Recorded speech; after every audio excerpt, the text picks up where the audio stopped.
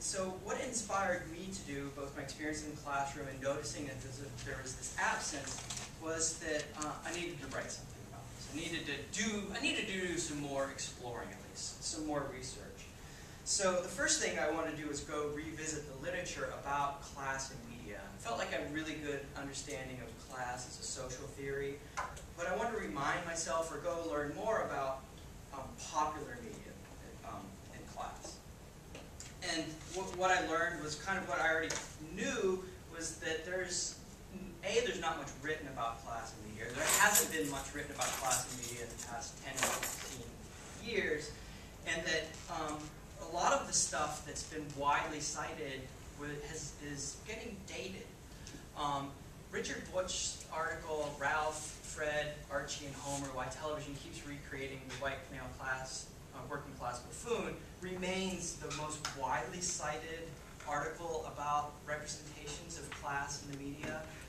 And it stands as one of the most important, right? And his argument, which can be summed up in this long kind of quote, is the working class is not only underrepresented, the few men who are portrayed are buffoons. They're dumb, immature, irresponsible, or lacking common sense. This is the character of the husbands in almost every sitcom depicting a blue-collar, white, male head of household. The Honeymooners, the Flintstones, All in the Family, and The Simpsons being the most famous examples.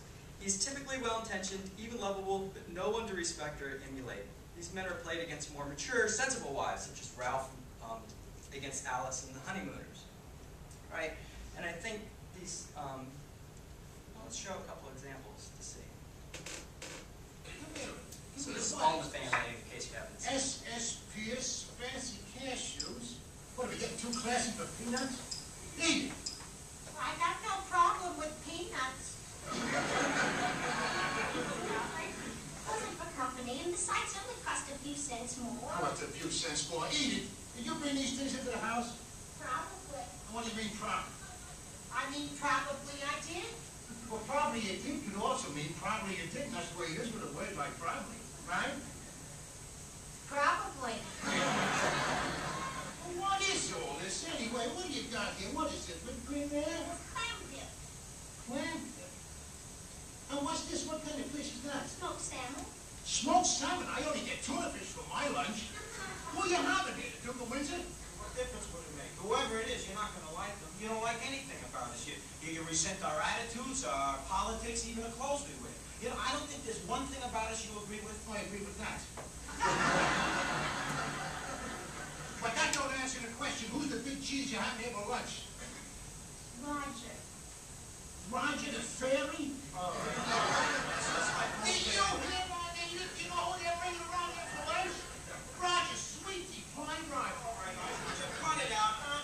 Was their granddaughter. Listen, Edith, we run a decent home here. And we don't need any strange little birdies flying around. Yeah, stop there. Roger's not a strange little birdie. His pal Roger is as queer as a $4 bill, and he knows it.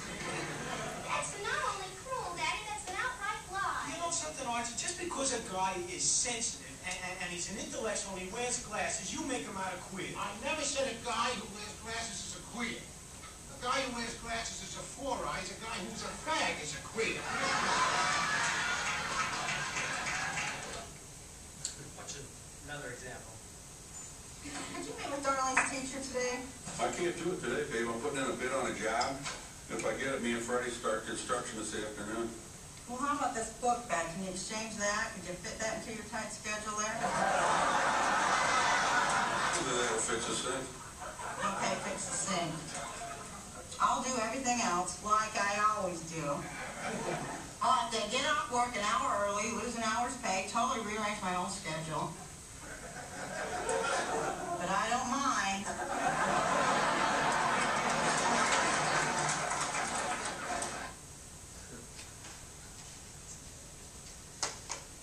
See what he's talking about? Working class buffoon. Think he's right in the two clips that I showed you?